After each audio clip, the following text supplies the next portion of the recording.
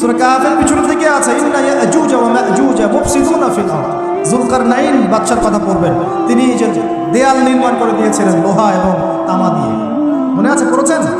আচ্ছা আচ্ছা, এই ইয়াজুজ আর মাজুজ যখন বের হবে পৃথিবীর পানি খেয়ে শেষ করে ফেলে দিবে।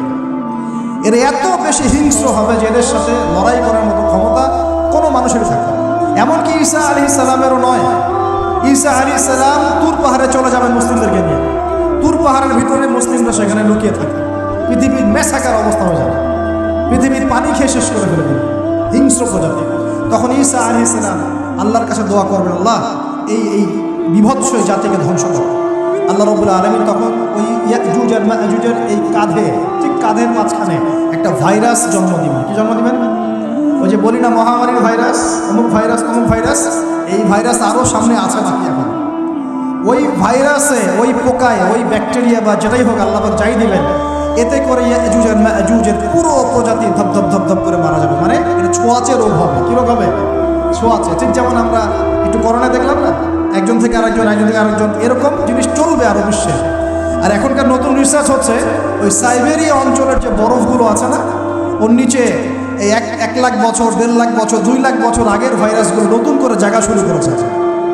হ্যাঁ, এগুলো বিজ্ঞানীরা বলছেন যে এগুলো আবার কোন দিন জানি পৃথিবীতে আত্মপ্রকাশ করা শুরু।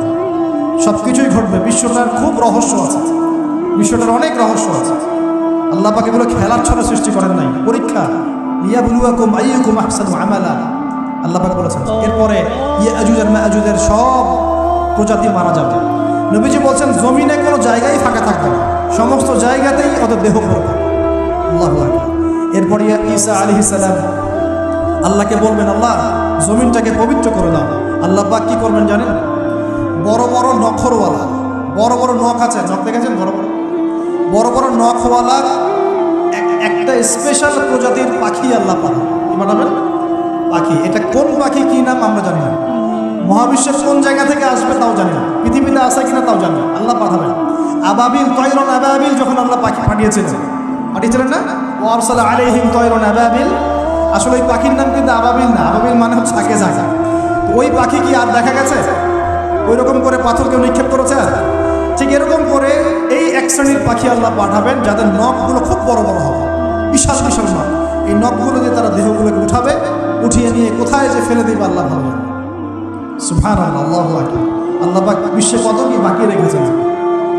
এরপরে আল্লাহ পাক কি করবেন জানেন? আল্লাহ পাক বৃষ্টি বর্ষণ করবেন। এত বেশি বৃষ্টি হবে, এত বৃষ্টি হবে, জমিন ধুয়ে পরিষ্কার হয়ে যাবে। হাদিসে আসছে জমিন চকচক করবে, জমিটা পরিষ্কার হয়ে চকচক করতে থাকে। फासलों को तकल्लुफ है हम